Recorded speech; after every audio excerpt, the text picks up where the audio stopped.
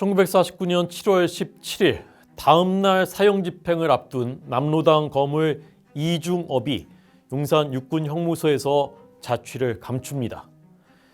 이중업은 바로 전에 여수 순천 사건을 촉발시킨 14연대 반란의 지령자이자 박헌영 바로 아래급인 남로당 거물 중 거물이었습니다.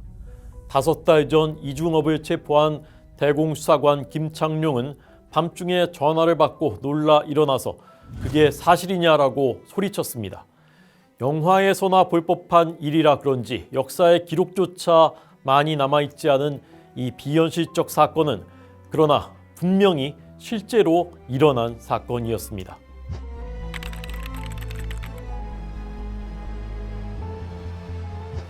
사건 발생 석 달 후인 10월 8일자 서울신문은 이 사건에 대한 국회의 대정부 질문과 답변을 보도했습니다. 윤치영 의원이 이중업 탈옥에 대해 질의하자 신성모 국방장관은 제주 및 여수 순천 사건 책임자 이중업의 탈주 사건은 그 후로 그자가 어디에 잠복하고 있다는 것을 알고 있으니 잡히면 바로 총살할 것이다 라고 답변합니다. 이 사건을 국방장관이 답변한 것은 이중업이 군수사당국에 체포돼 군법회의에서 사형을 선고받았고 육군형무소에 수감됐기 때문입니다. 이중업의 가장 무거운 죄는 신생 대한민국의 존립을 뒤흔들었던 14연대 반란 지령이었습니다. 이중업은 탈옥 5달 전인 2월 25일 새벽 4시 홍제동에서 체포됐습니다. 군 대공수사관 김창룡 소령이 석 달의 추적 끝에 대어를 낚은 것입니다. 앞서 붙잡힌 남로당 군사부 고위 간부 김영식이 목숨만 살려주면 해군책, 즉 남로당의 해군 책임자 김모, 일명 왕서방의 주소를 대겠다고 말해 김모를 쫓던 중에 훨씬 더 거물인 이중업이 걸려든 것입니다. 체포 순간 이중업은 내 이름은 이명근이라고 주장하다가 도주를 시도하기도 했고 돈을 줄 테니 용서해달라라고 하기도 했습니다. 그는 체포 당시에 83만 원이라는 거액을 가지고 있었습니다. 당시에 노동자 월급이 수십 원 수준이던 시절입니다. 이것은 1956년 2월 경향신문이 보도한 김창룡 수기에 나와 있는 내용입니다. 이중업은 조사 과정에서 공산주의의 비법성, 즉 불법성과 독재성을 충분히 인식하고 남로당의 전 기밀을 세상에 폭로하여 민족이 원하는 공산주의 말살을 하고 싶다라고 말했지만 상황을 모면하기 위한 거짓말이었습니다. 6월에 주한미군이 철수하자 사형수 이중업이 수감돼 있던 영등포 육군형무소는 용산미군형무소, 현재 용산미군기지 부지로 이전합니다. 헌병사령부가 1952년 발간한 한국헌병사는 이렇게 기록하고 있습니다. 과거 일본 위수형무소였으며 8.15 후 미군 형무소였던 용산구 이태원으로 이전하기로 결정했다. 이 당시는 창설 초기였으므로 경비력의 불완비와 사병교육의 불충분으로 말미암아 임무 수행에 지장이 막대하였는데 7월 17일 마침내 극렬 피의자 이중업이 탈옥하는 불미지사가 야기하였다. 이 급보를 알게 되자 헌병사령관 이하 각급 간부가 집합해 즉시 수색본부를 설치, 대폭적인 수사를 개시하였으나 체포하지 못하였다. 그러나 아무리 어수선한 과도기라 해도 어떻게 형무소 내 최대 거물이 그것도 사형 집행 전날 감옥을 유유히 빠져나갈 수 있었을까? 이 비밀은 이중업의 최측근으로 탈옥 사건의 주범인 김형육이 1950년 3월 체포되면서 밝혀졌습니다. 김형육은 함흥 영생고보와 고려대 전신인 보성 전문을 나온 엘리트로 당시 33살이었습니다. 체포 즈음 그는 공산주의에 큰 회의를 느끼고 있었던 것으로 보입니다. 검거 48시간 만에 대한민국에 충성을 다하겠다며 자유고백서를 썼고 수사에 적극 협조했습니다. 그의 진술로 남로당 간부 50명이 붙잡혔고 김형육은 그들을 직접 취조하기까지 했습니다. 김형육이 기술한 자유고백서는 메가톤급이었습니다. 김창룡이 몇 번이고 나의 눈을 의심했다라고 할 정도였습니다. 이중업 탈옥의 전모, 여간첩 김수임의 정체, 또 열렬한 우익 행세를 하던 좌익 인물들의 활동상이 상세하게 담겨 있었습니다. 김형육이 밝힌 이중업 탈옥의 전말은 이렇습니다. 이중업이 체포되자 비서였던 김형육은 월북해서 김일성과 박헌영에게 이 사실을 보고합니다. 그러자 김일성과 박헌영은 이중업을 체포한 자는 살해하고 어떤 방법을 써서든 이중업을 구출하라 라고 지시합니다. 김형육은 남하에서 수도경비사령부 법무관인 남로당원 구덕회 대위를 만납니다. 김형육은 구덕회의 협조로 법무부 장교라고 속이고 군복을 입은 채 육군형무소를 3번이나 시찰합니다. 1호실에 수감된 이중업을 만났을 때는 이제 구출하러 올 것이니 안심하라라는 메시지를 말없이 표정으로 전했습니다. 다음 포섭 대상은 육군형무소에 근무하는 2등 중사 조병옥이었습니다. 조병옥이 술과 여자를 좋아한다는 정보를 구덕회에게 입수한 김형육은 이중업의 여동생을 조병옥에게 붙여줬습니다. 미인계였습니다. 거액의 공작금과 탈출 후 일체의 신분 보장도 약속했습니다. 마침내 7월 17일 토요일 밤이 깊어 형무소가 조용해지자 감방 보초 근무를 맡은 조병옥은 이중업을 감방에서 꺼내 포승줄로 묶고 형무소 입구까지 데려갔습니다. 이중업은 복통 때문에 죽어가는 신용을 했습니다. 조병옥은 문을 열어주지 않는 1등병에게 화를 내며 상관의 명령으로 병원에 데려가야 한다고 위협해서 문을 열었습니다. 형무소가 보이는 언덕까지 이동하자 약속대로 김형육이 기다리고 있었습니다. 준비한 한복을 이중업에게 입히고 중절모를 씌운 뒤에 삽으로 땅을 파서 죄수복과 삽을 묻었습니다. 다시 이중업을 포승줄로 묶은 뒤에 신당동 쪽으로 걸어서 거리로 나왔습니다. 파출소 순경들은 정복 헌병과 사복 헌병이 죄인을 끌고 가는 줄만 알았습니다. 이들의 목적지는 내수동 23번지 남로당원인 대학교수 김용봉의 집이었습니다. 이중업은 준비된 한약을 마시고 보혈 주사를 맞았습니다.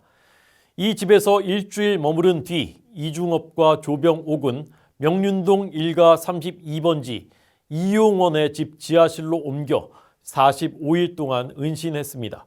권총과 수류탄으로 무장한 열성 당원이 지하실 입구를 지켰습니다. 몸이 완전히 회복되자 이중업은 서울 옥인동의 여간첩 김수임의 집 2층으로 거처를 옮겼습니다. 주한미군 헌병사령관이자 한국경찰 최고 고문관 존 베어드 대령의 애인인 김수임의 집은 넓은 정원에 파티홀을 갖춘 대저택이었습니다. 베어드 대령은 친척이라는 김수임의 말에 속아 이중업과 가족처럼 환담을 나누는 어처구니없는 일마저 벌어졌습니다. 미군정 실세가 수시로 드나들고 정관계 고위 인사들이 파티하러 오는 김수임의 집에 탈옥 사형수가 숨어 있을 것이라고는 누구도 상상하지 못했습니다. 베어드의 운전수는 김수임의 의붓 동생, 즉 아버지가 다른 동생인 남로당원 최만용이었습니다. 이중업은 통금 시간이 되면 최만용이 모는 베어드의 고급 승용차를 타고 서빙고 제1연대 일대 등 서울 시내를 마음대로 돌아다녔습니다. 10월 이중업은 월북하라는 지령을 받고 머리를 미국인처럼 노랗게 물들였습니다. 키가 크고 눈이 쑥 들어간 얼굴인 이중업이 머리를 노랗게 염색하고 마카오지로 만든 최고급 신사복을 입으니 마치 미국인처럼 보였습니다. 김수임은 당시 남한 땅인 개성에 있는 어머니가 위독하다고 거짓말을 하고 미국 대사관에 집차를 빌린 뒤 이중업을 미국인 의사로 최만용을 조수로 가장해서 개성까지 동행했습니다. 미국 대사관 표지가 달린 차에 탄 미국인 의사를 아무도 의심하지 않았습니다. 차는 개성을 지나 접경 지역인 황해도 배천에 못 미쳐 멈췄고 이중업은 뛰어내려 북으로 다름박질했습니다. 이중업의 이런 월북 과정은 나중에 체포된 최만용의 자백으로 밝혀졌습니다. 2등 중사 조병옥은 이중업보다 먼저 월북했습니다. 김형육은 그 후 2번 월북했을 때 그를 만났습니다. 그는 북한 각지를 돌며 대한민국을 비방하는 선무 강연을 하러 다니고 있었다고 합니다. 김영육이 이중업 탈출극의 전모를 밝히면서 4년이나 완벽하게 정체를 감추고 있었던 여간첩 김수임의 존재도 마침내 드러났습니다. 김수임은 1950년 3월 19일 체포돼 사형 선고를 받고 형이 집행됐습니다. 김수임은 베어드를 통해 빼낸 주한미군 철수와 한국경찰의 무장 해제 등 남침에 가장 필요한 정보를 북한 정권에 넘겼고 이중업의 탈옥과 월북에 깊숙이 관여했습니다. 이중업을 체포한 자는 살해하라라는 김일성 박헌영의 지령 역시 그대로 실행에 옮겨졌습니다. 남로당은 김창룡의 청량리 셋집 근처에 점포를 얻어놓고 출근길에 김창룡을 암살하려 했지만 실패했고, 그러자 남로당원 이용훈을 시켜서 8월 12일 경찰의 대공수사 1인자였던 김호익 경감을 암살했습니다. 전향 후 남로당 척결에 큰 공을 세운 김영육은 6.25 전쟁 발발 후 행방을 찾지 못했습니다. 9.28 서울 수복 후에 김창룡은 김영육을 찾기 위해서 자기 이름을 써서 서울 곳곳에 벽보를 붙였지만 끝내 찾지 못했고, 그가 북한군에 끌려갔다는 얘기를 들은 뒤에 크게 상심했다고 합니다. 이중업의 탈주국은 기상천외해 보이지만 사실은 요로마다 돈으로 움직인 흔적이 엿보입니다. 남로당에는 늘 돈이 넘쳐났습니다. 돈으로 최고위급까지 각계 요인들을 포섭하고 조직을 관리했습니다. 이중업 자신도 천문학적 공작금을 주물렀습니다. 북한에서 매달 10kg 이상의 아편을 주문진과 포항을 통해 밀반입해서 박세영, 이준철, 김재신, 김희진 등을 시켜서 전국에 유통시켰습니다. 심지어는 인천항을 통해서 싱가포르와 상하이까지 밀수출하기도 했습니다. 이것은 동아일보 1949년 4월 10일자에 보도된 내용입니다. 이중업 체포 후에 남로당의 붕괴 속도가 빨라진 것은 돈줄이 끊긴 영향이 컸습니다. 월북한 이중업의 운명은 어떻게 됐을까요? 그는 1912년 경북 예천 출생으로 탈옥 당시 37세였습니다. 경복 중에 다닐 때부터 공산주의에 빠졌고 서울대 전신인 경성제대 법학부 재학 중에 공산당 활동으로 5년간 복역했습니다. 이중영 또는 김창선이라는 가명을 쓰면서 박헌영 콤그룹의 주요 인물로 암약했고 해방이 되자 남로당 핵심이 됐습니다. 박헌영 월북 후 남로당 빨치산 군사책으로 우익 요인 암살, 테러, 방화 등 온갖 동족 상잔의 악행을 배후 조종했습니다. 1948년 10월 초 이중업은 여수 14연대 남로당 조직책인 지창수 상사가 반란을 일으킬 만반의 준비를 갖추고 있다고 평양에 보고했습니다. 4.3 사건의 불길이 다시 타오르자 육보는 10월 15일 14연대 일개 대대에 제주도 출동 명령을 내립니다. 이 전보는 14연대에 도달하기도 전에 여수 우체국에서 일하는 남로당원, 여수인민위원장, 전남도당 책임자 김백동, 남로당 군사부장 이재복을 차례로 거쳐서 이중업에게 보고됐습니다. 이중업은 절호의 기회를 놓치지 않고 반란 지령을 내렸습니다. 14연대 반란을 시작으로 현대사의 비극 여수 순천 사건이 발생했습니다.